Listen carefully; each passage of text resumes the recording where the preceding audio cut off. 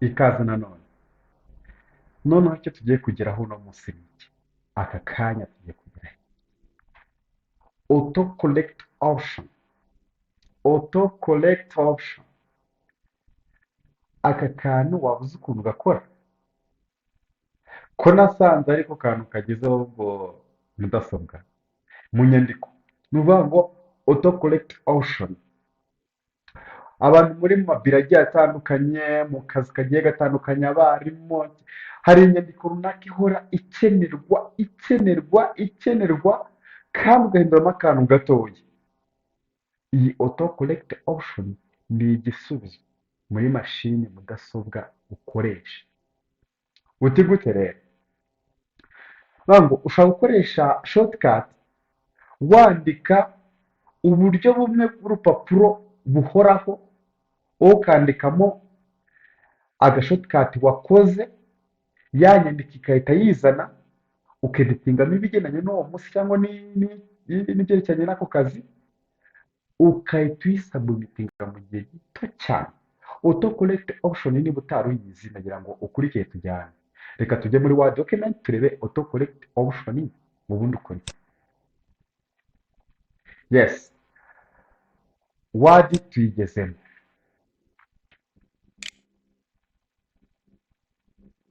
Yes, Word twayigezemo.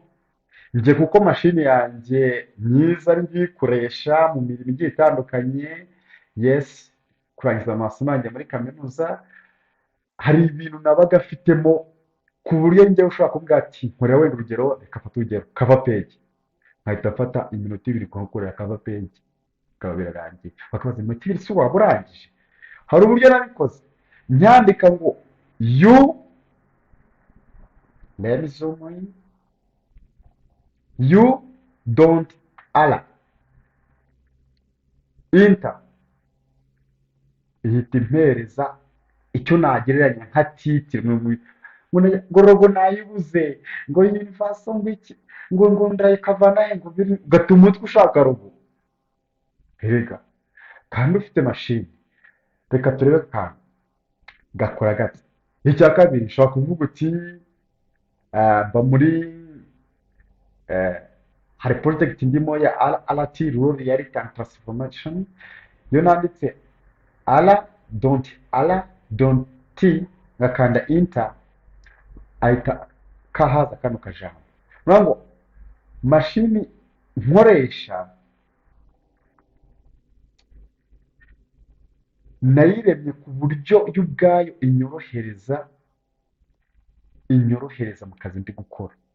Kuko nyine niba ari mudasobwa ntigomba gusobwa, tuzikoreshe neza. Nubago uri muri biro ntabwo urabasha kumenya gukoresha bimwe, urinda gusaba ngo mwaje mukabifasha. Kuri IyAlba Tips TV ntabwo uzajya gusaba ubufasha, ahubwo bazajya babukwaka.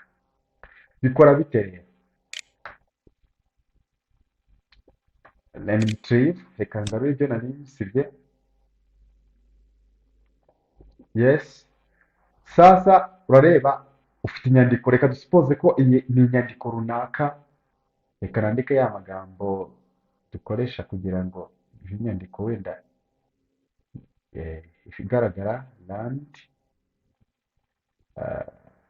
shyiremo paragraph nk'enye, eshanu kuri eshanu, ubwo ni paragraph eshanu, 50 kuri buri paragraph. Enter, wenda inyandiko yanjye ni iyi ngiyi nkora nkenera. Dushyireho hano, mbonye ari byinshi, dushyireho nka 3, sibyo? Okay, kugira ngo bitarenga page imwe y'urupapuro. Iyi nyandiko yanjye nkora nyikenera, kandi akazi nkora kansaba ko ntanga raporo y'indi nyandiko. Ugasanga ugiye gufata umwanya wo kujya gushaka ngo ndabibuze muri mashini, ngo sinzi ukuntu bigenza, ngo Word yanjye yakarashinze, ngo none nashyizemo indi Word ngo biranze. Ngo bishyire muri mashini, ukora agashortcut, uba ariko wibuka gusa. Aho ufunguriye mashini uhita ukubitamo shortcut. Icyo ukora ni iki? Select all, Control A. Remember, ntabwo ngenda mpfa gukoresha intoki, dukoresha shortcut. Bivuga ngo Control plus a uhita uselectinga all. Yes, nongera kubikora utaha umenya ahantu ibyo bintu biherereye. Ni ukuvuga ngo select all, hanyuma ujye hano kuri file muri toolbar uyikirikeho, file yawe ifunguke, umanuke hasi hahera ubone options. Yego, options uyikirikeho, hahita hafunguka akandi kawindo, tukita kawindo akadirishya, sibyo? Aka kadirishya uza urebamo akantu bita proofing, ngiyi proofing. Yes, proofing nuyikirikaho urahita ubona auto correct options. Muribuka ko ari nayo titire y'iki turi gukora, auto correct options. Uyikirikeho, yego, hafunguka akandi kawindo. Aka kawindo rero gafungutse kuri auto, reba auto correct, yego, manuka hasi baza gusanga ibintu waselectinze birimo hano, babirimo hano niyo bitakwiyereka ariko babirimo. Ngo upfa kuba wabiselectinze ujya gucara imyanda ziciyemo. Hano rero niho usetingira, hano handitse muri replace this area, niho usetingira shortcut ushaka kugikoresha. Remember, shyiramo utuntu tw'utudomo kugira ngo bitazajya bigucarenjinga urimo kwandika. Urumva ni wandika nka NU, nuramuka ubyanze kwandika space zahita ikuderanje itizanamo bya bintu washyizemo. Ahubwo bikore ushyiramo utuntu tw'utudomo cyangwa se akitso kugira ngo kuko ntabwo bikunde kuba biriho ku buryo wakandika akitso gusa ukahita urekeraho. No. Rero iyi document yanjye njye naranditse yuru, reka nandike ru, LU, RU, University of Rwanda. Reka nkoreshe U.O.L, University of Rwanda.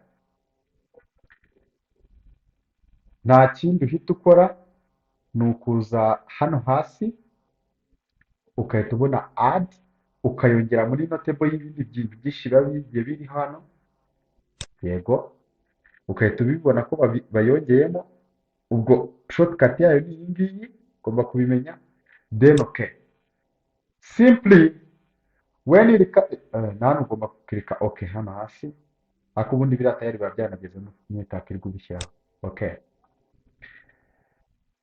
simply mu buryo bworoshye cyane, ugarutse hano ukandika U.O.L, byaba twanditse hirya murabyibuka muri shortcut, ugapresinga space cyangwa enter space. Ubwo ngubwo kugira ngo tubyoroshye buri wese ajya amenya ibyo tuvuze. Space ni iyi ngiyi, ntabwo ari backspace, ni space, cyangwa ugapresinga enter mu buryo bworoshye cyane. Press space nk'uwari ugiye gukomeza, ihita ibizana automatically. Ngo izanye hano, igihe cyo nkora ni ukugenda ngahindura niba yes, niba hano hejuru ikigo cyahindutse nkagihindura nanjye. Yego,